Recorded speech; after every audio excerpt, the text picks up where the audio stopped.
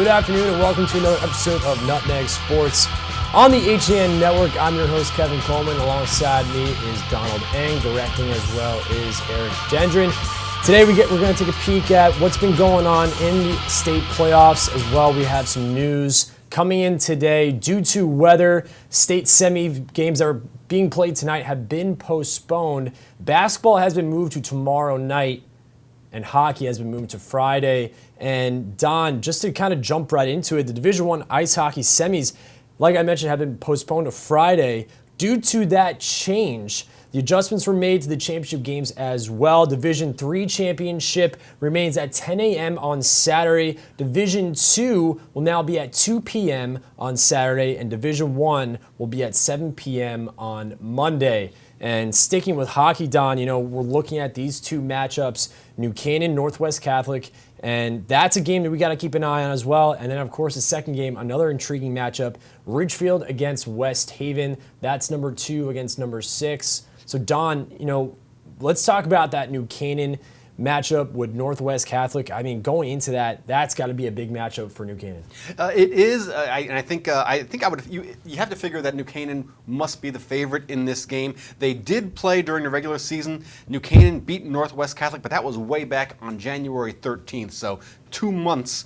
2 months ago, and these two teams have both, done very well since then. They've had some common opponents that you go through, and when you look at the list, it's pretty close. It is, and if you take a look at what New Canaan has done, they beat Greenwich in that opening first-round matchup 4-0. They went on to beat Glastonbury 3-1, and now here they are moving the game to Friday, against Northwest Catholic. And does this help teams at all, Don? You take a look at this schedule and how it's been postponed. Does this help a team, maybe say like Ridgefield, who really seems like they're playing? They look like they're gassed at times. Does this extra day maybe give them a little bit of an advantage? I kind of thought, my initial thinking when I looked at it was that I thought actually it would give more of an advantage to West Haven. West Haven is not as deep as Ridgefield is. Now, granted, they haven't been going through this the grind as much as Ridgefield has the last couple of weeks. But West Haven, not as deep a team as Ridgefield is. They only play about 2.5 lines. A couple of freshmen that see a lot of minutes for the Devils. So my initial thought was that this extra 24, 48 hours to get these teams. To Friday probably benefits the team that needs a little bit more rest, and I thought that was West Haven personally. Now, you mentioned how New Canaan, starting the regular season, they played Northwest Catholic and won. Do you see them still riding this confidence? And you mentioned that it was earlier on the season. For Northwest Catholic, what did they have to do, to play a team like New Canaan, who they've seen already but lost to? Well, what I think Northwest Catholic has to do is they have to defend and they have to get good goaltending. Like as I was mentioning, if you look at some of their common opponents, they've both beaten a lot of the same teams. They both beat St. Joseph. They both beat Hamden, Greenwich, Glastonbury. Northwest Catholic actually lost to Notre Dame West Haven. New Canaan beat the Knights 4-2. But if you look at the scores of the common opponents, what you'll notice is teams are more successful scoring against Northwest Catholic than they are against New Canaan. Like a lot of these teams that New Canaan beat 3-0, like St. Joe's, Northwest Catholic 6-2. Hamden 3-0 for New Canaan, 4-1 for Northwest Catholic. 4-0 New Canaan over Greenwich, 9-2 Northwest Catholic. So if you look at it, it looks on paper at least like Northwest Catholic scores more and then they allow more goals. So that to me is the key. Can Northwest Catholic defend? Now let's jump over to Ridgefield against West Haven. That's number 2 against number 6. Now, you don't necessarily have to look at these seedings. This is a good West Haven team coming into this game. For Ridgefield, coming off a FCI championship game, and then just recently beating Fairfield Prep, and I'm sorry, Don, beating Fairfield Prep 3-1 in overtime. What a win it was for Ridgefield. But let's talk about how their play right now. They look like they're slowing down. And do you think, not only winning the FCI championship, but do you think they're starting to run out of gas a little bit? Well, those extra games in the FCI playoffs, no question, that they have to take a toll on your legs. As you mentioned, the extra couple of days off, can put a little bit more gas in the tank. Also, you mentioned the both with Ridgefield beating Fairfield Prep. Ridgefield beat Prep 2-1 to open the regular season, then lost 4-1 to close the regular season, and then, as you mentioned, beat Prep again in overtime just a couple of weeks ago in the playoffs. West Haven got blown out by Prep 5-0. So right there you would think that would favor Ridgefield a little bit. Ridgefield, I think, also has been the more consistent team. They've consistently played well. They don't really have any head-scratching losses, and they've been tough coming back from being down multiple goals. They've been tough throughout the regular season and the playoffs, and they're used to winning. They expect to win. It's a tall order for West Haven, I think, in this game. Now, do you think, Sean Keegans has been playing so well down the stretch as the goaltender for the Ridgefield Tigers? Do you expect him to continue playing this way? I do expect him to continue playing this way, particularly because I think West Haven, for them to win this game against Ridgefield, needs to control the tempo. They don't want to be flying up and down the ice with the Tigers, who are a deeper team and have been playing very well against a high level of competition. I think West Haven wants to win this game 2-1, and if that's the way this game's going to go, then Keegans is going to be huge in net. Now, let's not jump to conclusions here, but there is that possible chance that Ridgefield and New Canaan could play each other in the state final for Division I. Now, we know how crazy it gets, just talking to you off air, how crazy the Whale gets during these semis and finals. But say Ridgefield and New Canaan get a chance to see each other again. Now, these two teams saw each other in FCIAC final. Ridgefield won, but New Canaan, do you think they love to get another chance at the Tigers? Oh, there's no question about it. First of all, I think New Canaan just wants to get to the finals. It doesn't really matter to them who they play. But yeah, they would love to get a crack at to get a crack at the Tigers, because I think New Canaan, just from the way they've played Ridgefield this year, I think New Canaan thinks they can beat Ridgefield. I mean, now clearly they also would think they could beat West Haven, but I think they think that they can crack the Tigers, and I think that game. I think it's probably about a 50-50 chance that game happens, and if it does, that'll make me happy because either you or Frank is going to come in very unhappy on Tuesday. Well, I know you and I had a little bit of a wager going in. It was very nice of you to wear that Ridgefield jersey. It did look good on you, I will say, after beating Prep. But for New Canaan, let's jump back to them because this is a team falling short in the FCIAC final. This is I think some people may have thought that they weren't going to climb back from this, and they did. They did an excellent job of putting that in the past. What does that speak volumes to not only the coaching staff but to the players? Do you think they have that chip on their shoulder right now? I think so. I mean, New Canaan, we've talked about it before. We talked about it last week with when Frank was here. New Canaan knows that as a program, they have always fallen just short in the state playoffs. They're probably a top 5 program in Connecticut history, but the championships aren't there. They've always had the bad luck of running into just historically good teams, whether it was the Darien team of a couple of years ago, whether it was some of those excellent Fairfield Prep teams in the mid-'90s. New Canaan knows that this is as good a shot as they're going to have, and they've come into these playoffs playing very well. I mean, they beat Greenwich in the first round 4-0, beat Glastonbury in the second round, and now a matchup that I think New Canaan has to think is a pretty favorable one in Northwest Catholic. So this is an excellent shot for New Canaan, and I think they're really going to be excited to take their chance. Now, Northwest Catholic, they're ranked number 1.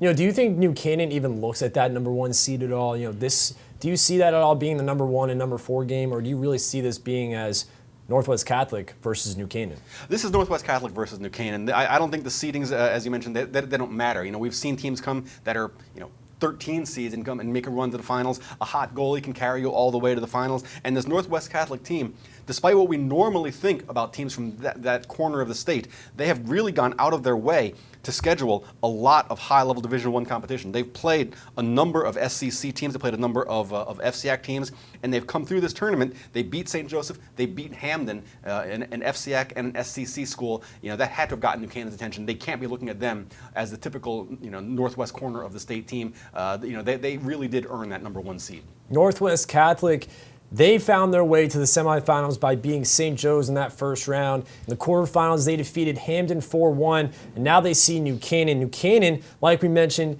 a great game to start out the first round, beating Greenwich, then going to beat Glastonbury, and in the other semifinal, West Haven got here by beating Ward Ludlow 5-2 in the first round. Then they went on to beat a very good Xavier team 4-1, and for Richfield, they started out by beating Darien in the first round 4-1, and then as we just mentioned, second round game, what a game it was, beating Fairfield Prep 4-3 in overtime, and now they find each other in the semifinals. And Don, for Richfield and New Canaan, what's that one thing they need to do to solidify a win and a chance to go to the final?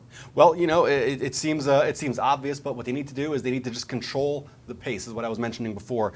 I think West Haven, not as deep. They don't want to be skating up and down the ice with Ridgefield. If they get into a shootout, West Haven loses that game. And I just wanted to backtrack just a little bit. You mentioned, does New Canaan look past Northwest Catholic? Well, New Canaan beat Greenwich 4-0 in the first round of the playoffs. Northwest Catholic beat Greenwich 9-2 in the regular season.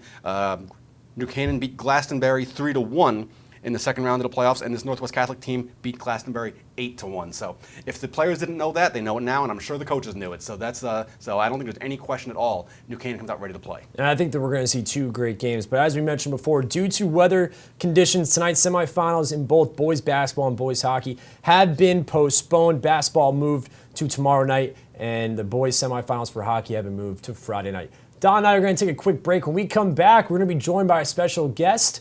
You'll find out after the break. We'll be back for Nutmeg Sports here on the HAN Network.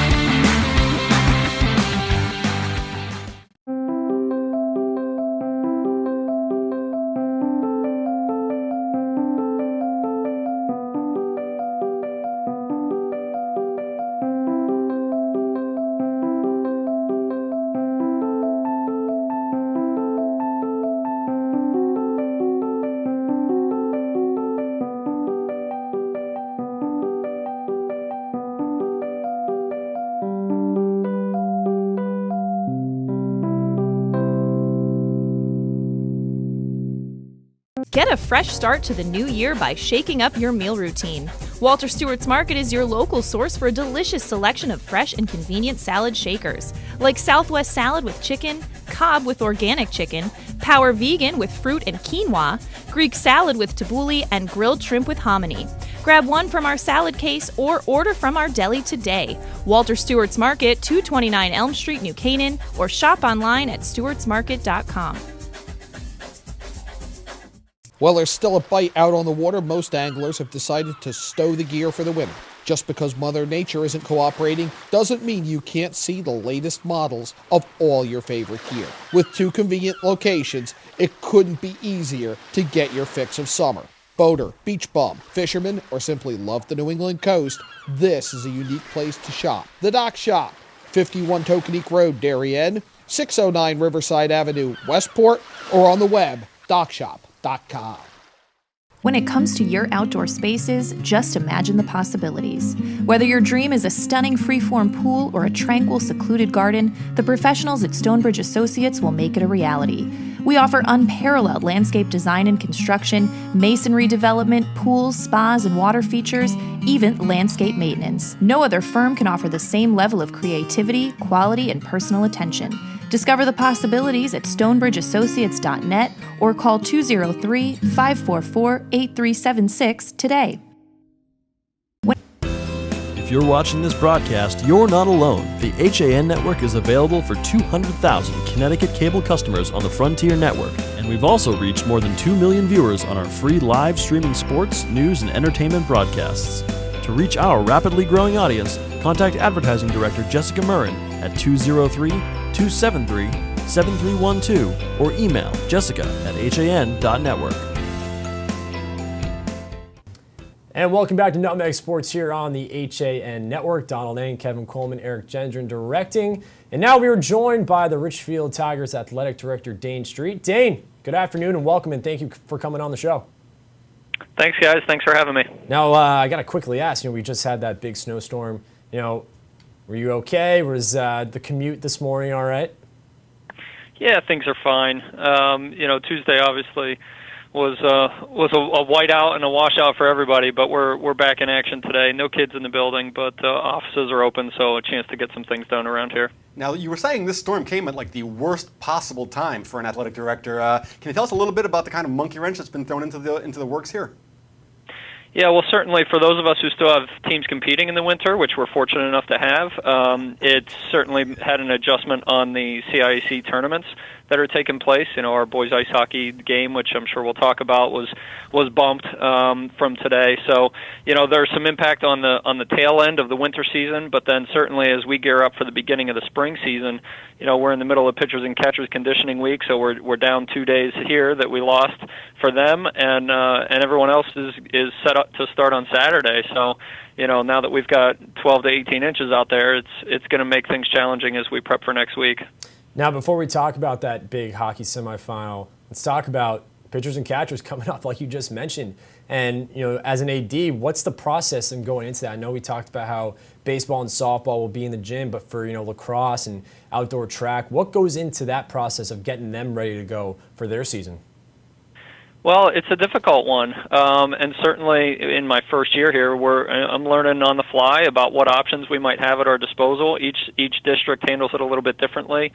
In my prior district, we tried to secure some indoor time for sports like tennis and even golf, going to a simulator, those sorts of things. So every district handles it a little bit differently. For our cases, what we're planning for this coming weekend is we'll have our volleyball, baseball, softball, and probably our track teams all trying to work out an indoor schedule, and then for our boys and girls lacrosse teams looking at off-site options if we can, other indoor options that we might be able to rent out and get those teams some tryout space.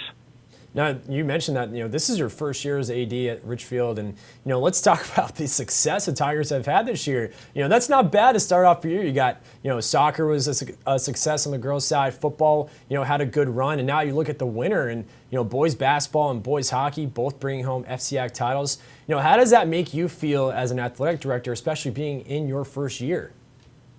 Well, more than anything, it just makes me feel fortunate. Clearly I stepped into a setting here that is very high functioning and has been very well run for a long time, and that's a testament to the work that Coach Charles did before me, and a testament to all the work that our coaches do day in and day out. The way that I approach the job is that I try to handle as much as I can, so that coaches are able to focus on what they do, which is instructing their sport.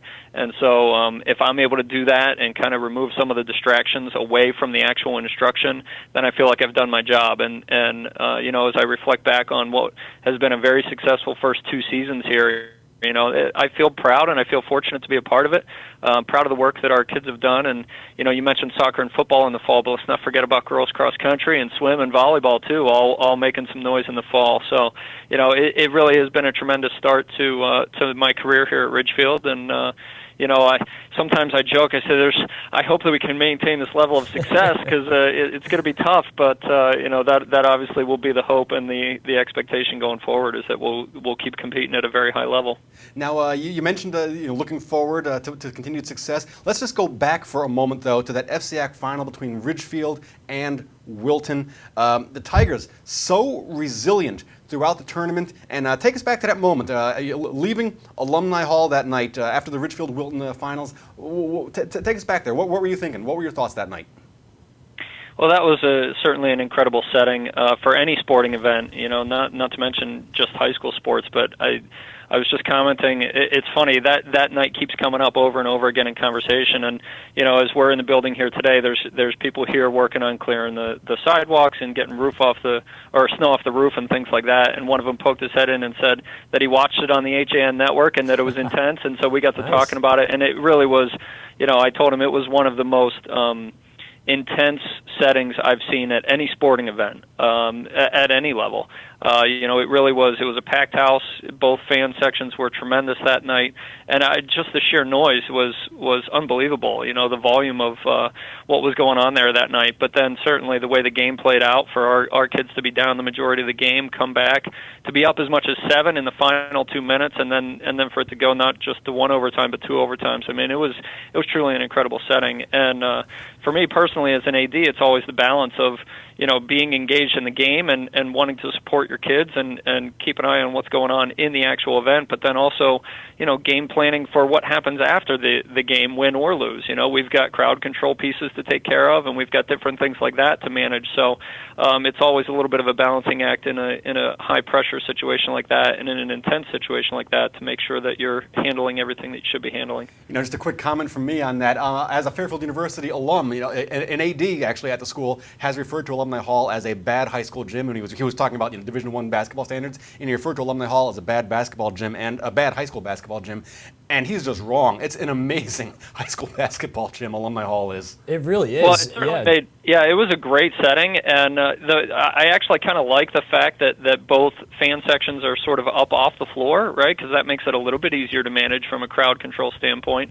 And I would think it makes it a great setting for fans too, to be able to watch the game without having people standing up in front of them and that sort of thing. So, yeah, I mean, it was great. It worked out really well, I thought, and it was a great event for the FCAC, and certainly, I think I'd like to think I'd feel the same way if our Tigers came out on the losing end that night. But fortunately for our boys, we prevailed that night, so that made it extra fun. Yeah, I remember you and I were joking during the quarterfinals about how there's the possibility of Richfield Wilton seeing each other in the final. But how about the boys hockey team? They have a big game coming up Friday night. Of course, that game got pushed back to Friday. It was supposed to be tonight.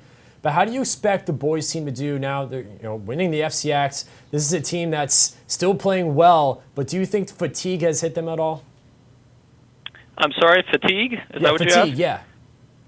That's always a risk at this part of the year. But then along come days like yesterday and today where it's almost guaranteed rest. So, I think that there's a little bit of fatigue that can certainly set in, not just on the physical side, but the mental side. This is a long season, and they've been going at it since the beginning of December. And so, to keep your kids mentally focused down the stretch is always a challenge for coaches, and I think that Coach Gallagher and his staff have done a great job of that. You look at they're kind of faced with the same setting that our boys basketball team was, of coming off of a very intense and very emotional win in the FCAC championship, and then for them to turn around and kind of regroup and refocus and get going on their state tournament run here has been really a testament to the way that both the coaching staff and the kids have mentally as well as physically prepared. So as we gear up for Friday night, which again should be a great game, fatigue is certainly a possibility, and it may be something that factors in, but I think our kids are ready for it. Now, last question. It's March Madness time, and of course, Vermont has made their way into the tournament. Richfield alum Kurt Steidel is on that team as well. He's a senior. He's been making a huge impact on this UVM team that's reached the NCAA bracket. Talk about what that means to the high school and to have an alum be in the round of 64. Yeah, I think it's exciting. I haven't had as much contact with Coach McClellan and the basketball guys since their season wrapped up, but definitely it's an exciting time for Tiger fans and Tiger alums to have one of our own in the tournament. So, certainly we'll be pulling for them as they make their way through, hopefully to the Sweet 16 and beyond. All right, Dane, thank you very much for coming on, and hopefully we'll see you Monday night at the Whale. If so, maybe bring a hockey jersey for me. I might be able to rock a Tigers hockey jersey if you bring one. Sounds good. And if it's Richfield versus New Canaan round 4, my goodness, couldn't ask for much more from a league standpoint. So good luck to them, and we'll be looking forward to seeing you guys at the Whale. All right, Dane, thank you very much. We're going to take a quick break. When we come back, Don and I will wrap things up. We'll talk about the boys' semifinals, and also Trumbull girls have made their way into the Class LL final for girls basketball. Right after this on Nutmeg Sports on the HN Network. Want a new experience in car buying? No aggravation, no confrontation, just answers to all your questions. Scap Chrysler Dodge Jeep Ram. Car buying the way you want it to be. With one of the largest selections of new 2- and 4-door Jeep Wranglers available, we are Connecticut's Wrangler headquarters. Located in Fairfield, Connecticut, we're easy to get to. Just 2.5 miles off the Merritt Parkway, exit 44 via Route 58 South. Save thousands right now during the spring clearance event and Ram Truck Month, now through March 31st. Have a sports injury or slip and fall that needs immediate care? Coastal Ortho Express Urgent Care gives you direct access to an orthopedic specialist fast, without an appointment. Basketball, hockey, skiing, whatever the sports injury is, sprain or fracture, Coastal Ortho Express can help. Coastal Ortho Express Urgent Care open Monday through Saturday, now in 2 locations. The iPark building at 761 Main Avenue in Norwalk and 36 Old Kings Highway South in Darien. Or go to coastalorthoexpress.com, like them on Facebook.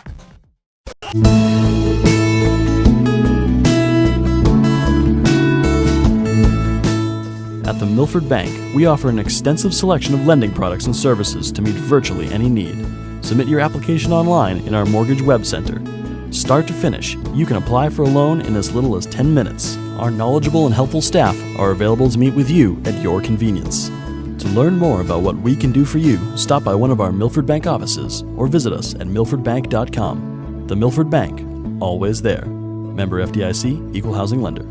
It's the In-Sports Athletic Functional Movement Assessment Program. A program that uses a camera, the same camera that you use with an Xbox video game. What it involves is 3 phases. One is the initial test, which will give you a very objective and lengthy assessment of how you are moving and where there may be imbalances. Once test gets the results from the assessment, we'll develop a customized program for the individual. The objective really to try to get as many young athletes through this program as possible. We told Dad he could have his office back if he sold 150 cars last month. Deal's a deal. Well, Dad, you did it. You get your office back. Forget it.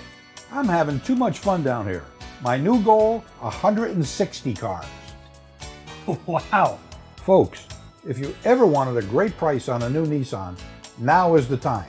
Right now, lease a 2017 Altima 2.5S for only $99 a month. Isn't it time you got Millerized? I'm John Kovach. I'm a newspaper editor. I'm a high school football coach. I'm a television presenter. And I want you to love fishing as much as I do. Tune in to Yankee Fisherman, Thursdays at 1 on the HAN network. It's like going to the tackle shop without leaving your office. And welcome back to Nutmeg Sports here on the HAN network. Donald Eng, Kevin Coleman, Eric Gendron directing.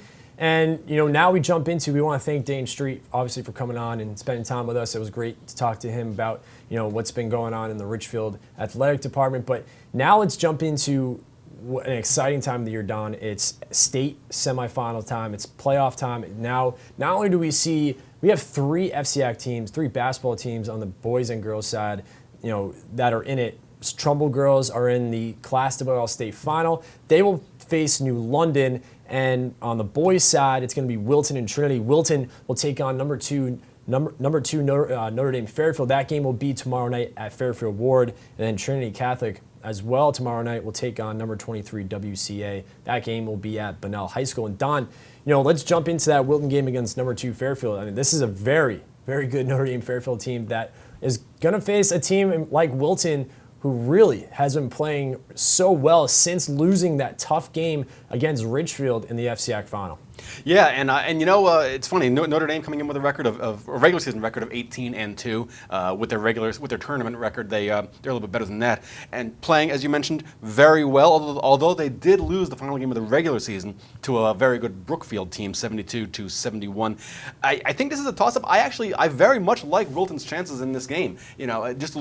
Just looking at, I haven't seen Notre Dame play this year, but again, I always do this, and then I always regret it. But looking at common opponents, it's very comparable. I really like the Warriors' chances to get to the Sun. Now, once they get there, there's very likely a Sacred Heart team waiting for them. But as far as getting there, I like their chances tonight. You're right, and this is a Notre Dame Fairfield team that by no means, this is a very strong team. But for Wilton, I mean, coming out of late, this is number 6 seed that's coming in, and boy, they've had a good run since, like I mentioned, losing in the FCAC final. They started out by beating Woodstock in the first round. They beat them big, 73-35. Then going up against Newington, edging that one out, winning 64-57, and then the other night beating Crosby at the Fieldhouse in Wilton 65-61, and now they come up against a very good Notre Dame Fairfield team. And Don, this is a Wilton team that has been hitting their three-pointers, and that's a team that we've talked about all season long. If they hit their threes, this is a team that can't be beat.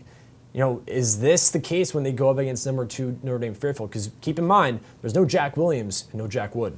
Yeah, I mean, I think it is. I mean, as it always says, they're always going to be a dangerous team simply because they can pile up points like they do. And again, much like the Ridgefield Tigers, this Wilton team has shown tremendous resilience. It was only about 3 weeks ago that we were in the studio and we were saying, has Wilton run out of gas? They had lost back-to-back games to McMahon and Danbury, and we were saying, it was a nice run, but, and then here they go. They rattle off wins to get to the FCAC final, and now they're 1 win away from the CIAC final. So a very tough, very skilled Wilton team, a little bit shorthanded.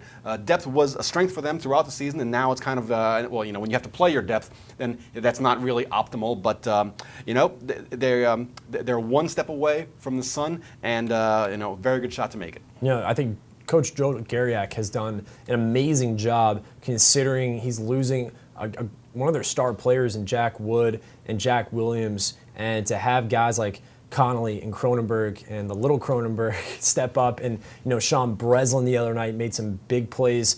Talk about this team physicality-wise. This is not a big team by no means. There's no one above 6'3" on this roster, and they're going up against teams that have guys that are listed at 6'7", 6'8". Don, how do they do it? Well, the way they do it is with sound defensive fundamentals. I mean, they're not gonna block shots, but if you can body up to your man, keep him from getting a shot from where he wants it, that puts you in the optimal position for a defensive rebound. It doesn't much matter if he's 4 inches taller than you are when your body is between his and the basket, and that's what Wilton does as well as anyone else. I mean, we had again a couple of weeks ago we were saying has the beatings that they take worn this Wilton Warrior team down, and my point was I think if you ask Wilton, they're going to tell you that they're giving beatings, not getting them, and I expect that to continue. Wilton, they like to play fast, they like to shoot from the perimeter, but they also need to be physical against this Notre Dame team that's bigger than they are, but then again, every team is bigger than Wilton is. Now, they will face the winner of number 1 Sacred Heart and number 4 Middletown. And Don, what does Wilton need to do in this game against Notre Dame Fairfield to end up at Mohegan Sun? Well, what they need to do, they need to hit their threes, they need to rebound, and they need to play strong defense, all of which they're capable of doing. And then, in Notre Dame, a very good team, a very high-scoring team. But if they get into a track meet, it's anyone's game. Now, switching things over to Class S, another FCAC team is in it. That's Trinity Catholic. Now, remember, they were struggling to start the year, and then they really played excellent basketball to end the season. If you remember, we had them on the HAN Network. They went to Trumbull and beat number 1 Trumbull, made a run in the FCAC tournament, fell short in that tournament, but they are now making a nice run as they end up in the Class S semifinals. They will take on number 23 WCA, who, Don, they're making a great run as a 23 seed. Cinderella. They really are Cinderella. But for this number 6 Trinity Catholic team, what do they need to do in order, again, to end up at Mohegan Sun in the Class S final? Well, what I think they need to do is they need to dominate WCA inside with their size. Now, keep in mind, this WCA team has 10 losses. They had a 500 regular season, and then they've just gotten on a tear throughout the season, throughout the playoffs. But if you look back a little bit in their history, WCA lost 4 of their last 5 games going into the playoffs. And as you mentioned, Trinity has been on a tear. Trinity here is the bigger team. WCA has made an amazing run, but my gut says it probably stops now. Now, Trinity Catholic has been excellent, like we mentioned, down the stretch with great play from point guard number 3 Cameron Blake. This guy has been playing outstanding as one of the point guards, leading the ball up the court. But you can't forget Dutrell Contavio and Dimitri Moyes, the two of them, those two big guys down low, Don, have really made a huge impact. They made an impact against Trumbull. They couldn't quite figure it out in the FCAC tournament, but boy, if those two can hit their shots and they can find them down low in the post, that could be game over for WCA.